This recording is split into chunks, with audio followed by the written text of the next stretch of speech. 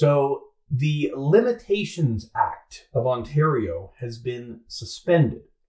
So the Ontario government came out with an emergency bill, and it suspends a bunch of stuff is in that bill. But one of the things that it did affect is the Limitations Act. So as you probably know, under Ontario law, if you're going to sue someone, you have to do it within 2 years. And I'm giving you the simplified version of the law here. But if you're a bank or a credit card company and someone hasn't paid you, then you have 2 years from the default, basically from when they stop paying you, to commence legal action.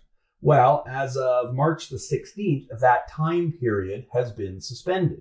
So if this suspension period lasts for, 3 months, then when we get back to normal, that will mean the time limit for suing someone won't have been 2 years. It will have been 2 years and 3 months.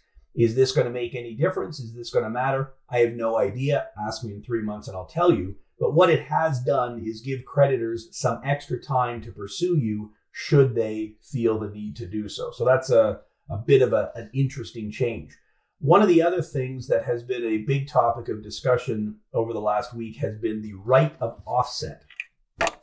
And we issued the Hoyes Michaelis newsletter. In fact, we've sent out, I believe, one a week since this has started. So you want to go to hoyes.com and type in newsletter and subscribe to that if you haven't done so already.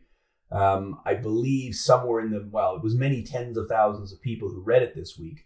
And I actually had a client, prospective client, talking to me yesterday, and I said, well, I don't think you need to file anything. And he said, well, but what about the right of offset? And I said, oh, okay, you've been reading our stuff. That's great. The concept is if you have money at Bank ABC sitting in your bank account and you're not paying your credit card at Bank ABC, there is nothing technologically stopping them from saying, oh, you got money in your bank account, no problem. We're going to process your payment this month, whether you asked us to or not. That's essentially the right of offset. The money is sitting there, they can take it. So our advice has always been, we've been saying this for 20 years, have a bank account at a bank where you don't owe money. And that way the bank cannot accidentally go in and help themselves to your money. You decide when payments get made. So if you have a lot of debt at Bank A, it would probably be wise to have your savings account or some other funds at Bank B.